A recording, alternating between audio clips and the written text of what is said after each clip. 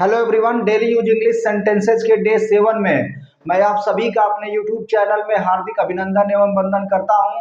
मैं ईश्वर से प्रार्थना करता हूं आप सभी व्यस्त होंगे, स्वस्थ होंगे, मस्त होंगे, जबरदस्त होंगे। तो आइए शुरू करते हैं आज के सेंटेंसेस को। पहला सेंटेंस आपके व्हाइट बोर्ड पर, तुम ऐसा सोच भी कैसे सकते हो। इस सेंटेंस को इंग्लिश में कैसे कहेंगे, इस वाक्य को इंग्लिश में कैसे कहेंगे। तुम ऐसा सोच भी कैसे सकते हो, इसे इंग्लिश में कहेंगे बच्चों, how can how can you how can you even even how can you even think so how can you even think so। तुम ऐसा सोच भी कैसे सकते हो, या आप ऐसा सोच भी कैसे सकते हैं, दोनों बातें एक ही हैं।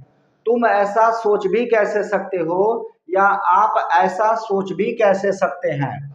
इस सेंटेंस को, इस वाक्य को इंग्लिश में कहा जाएगा, how can you even think so. How can you even think so. तुम ऐसा सोच भी कैसे सकते हो, आप ऐसा सोच भी कैसे सकते हैं। How can you even think so.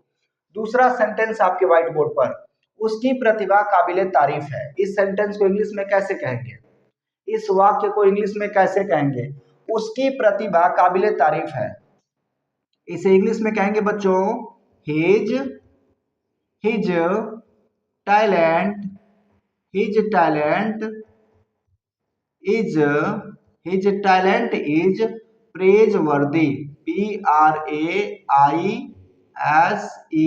Praise, WORTHY praise वर्दी, WORTHY। His talent is praise वर्दी। उसकी प्रतिभा काबिले तारीफ है, उसकी प्रतिभा काबिले तारीफ है। हिज टैलेंट इज प्रेज वर्दी, उसकी प्रतिभा काबिले तारीफ है। चलिए बच्चों, तीसरा सेंटेंस आपके व्हाइट बोर्ड पर, मेरी बात ध्यान से सुनो। इसे इंग्लिश में कैसे कहेंगे, मेरी बात ध्यान से सुनो या मेरी बात ध्यान से सुनिए। इस सेंटेंस को इंग्लिश में कैसे कहेंगे, इसे इंग्लिश में कहेंगे बच्चों, listen to me, LISTEN listen to me carefully, LISTEN listen to me carefully, listen to me carefully. मेरी बात ध्यान से सुनो या मेरी बात ध्यान से सुनिए। चलिए बच्चों, चौथा सेंटेंस आपके व्हाइट बोर्ड पर, मेरे भाई की जगह कोई नहीं ले सकता है। मेरे भाई की जगह कोई नहीं ले सकता है।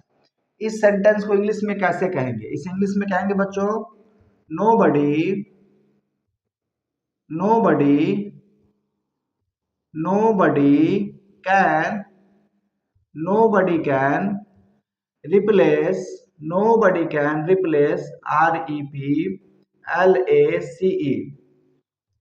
nobody can replace my brother।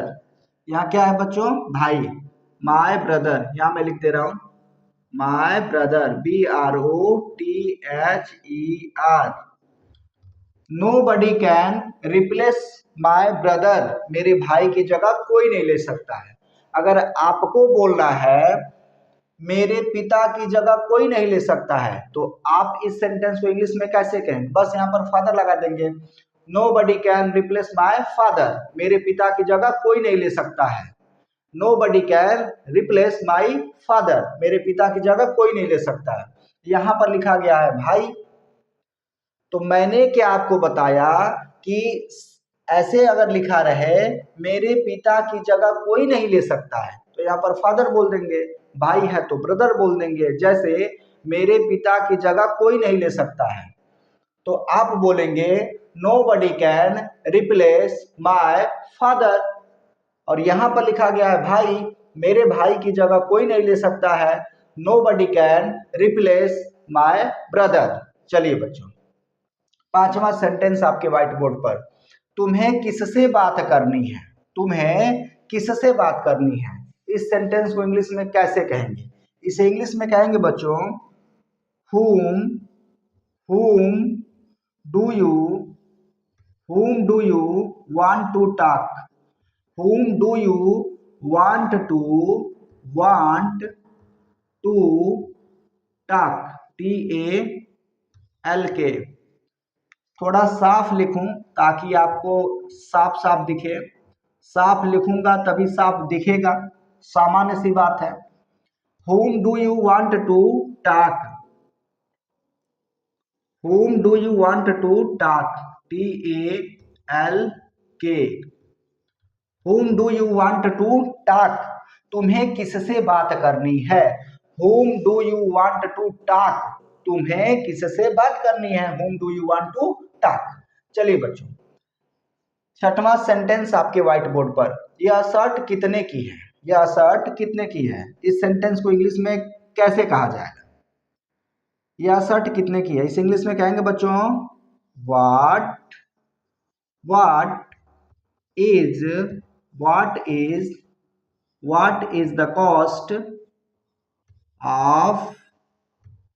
is the cost of this shirt, SHIRT। हो गया बच्चों, बस हो गया। यह शर्ट कितने की है। What is the cost of this shirt, यह शर्ट कितने की है। इसे एक और तरीके से इंग्लिश में बोला जाता है बच्चों, यह शर्ट कितने की है। बोलने का पहला तरीका What is the cost of this shirt, बोलने का दूसरा तरीका। इसी वाक्य को बोलने का दूसरा तरीका मैं आपको बता दूं, यह शर्ट कितने की है। पहला तरीका What is the cost of this shirt, दूसरा तरीका How much। दूसरा तरीका बच्चों, पहला तरीका तो मैंने आपको बता ही दिया, लिख भी दिया। What is the cost of this shirt, यह शर्ट कितने की है। दूसरा तरीका How much does this shirt cost, ऐसे आप बोल सकते हैं How much does this shirt cost, How much does this shirt cost, कहने का मतलब यह है। चलिए बच्चों, What is the cost of this shirt, पहला तरीका। दूसरा तरीका How much does this shirt cost, How much does this shirt cost। चलिए बच्चों, सातवां सेंटेंस आपके व्हाइट बोर्ड पर। हमारे रिश्ते में कोई दिक्कत नहीं है, हमारे रिश्ते में कोई दिक्कत नहीं है। इस सेंटेंस को इंग्लिश में कैसे कहेंगे। हमारे रिश्ते में कोई दिक्कत नहीं है, इसे इंग्लिश में कहेंगे बच्चों there is no problem, PROBLEM, there is no problem, कोई दिक्कत नहीं है। कहाँ कोई दिक्कत नहीं है, हमारे रिश्ते में। there is no problem in our relation, या मैं लिख दे रहा हूं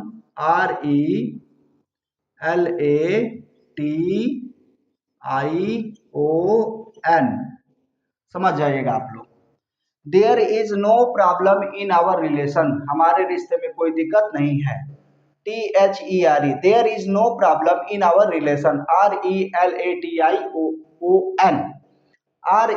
RELATION, रिलेशन का मतलब होता है रिश्ता। हमारे रिश्ते में कोई दिक्कत नहीं है, there is no problem in our relation. चलिए बच्चों, आठवां सेंटेंस आपके व्हाइट बोर्ड पर। वह ठंड से कांप रहा था, इस सेंटेंस को इंग्लिश में कैसे कहेंगे। वह ठंड से कांप रहा था, वह ठंड से कांप रहा था, इसे इंग्लिश में कहेंगे बच्चों he was shivering, SHIVERING, he was shivering with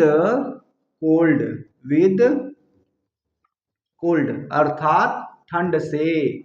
वह ठंड से कांप रहा था, he was shivering with cold, वह ठंड से कांप रहा था। वह ठंड से कांप रहा था, वह ठंड से कांप रहा था, he was shivering with cold। चलिए बच्चों, नौवां सेंटेंस आपके व्हाइट बोर्ड पर। रमेश के पास एक किताब है, इसे इंग्लिश में कैसे कहेंगे। यह तो बिल्कुल सिंपल है, इसे आप बोल सकते हैं Ramesh has a book, Ramesh के पास क्या है बच्चों, एक किताब है। चलिए बच्चों, दसवां और अंतिम सेंटेंस आपके व्हाइट बोर्ड पर। कोट के बटन बंद कर लो, या कोट के बटन बंद करो, या कोट के बटन बंद कर लो, दोनों बातें एक ही है। कोट के बटन बंद करो या कोट के बटन बंद कर लो। इसे इंग्लिश में कैसे कहेंगे? इसे इंग्लिश में कहेंगे बच्चों button up the coat, button button up the coat. बस हो गया, button up the coat, coat के बटन बंद कर लो या कोट के बटन बंद करो।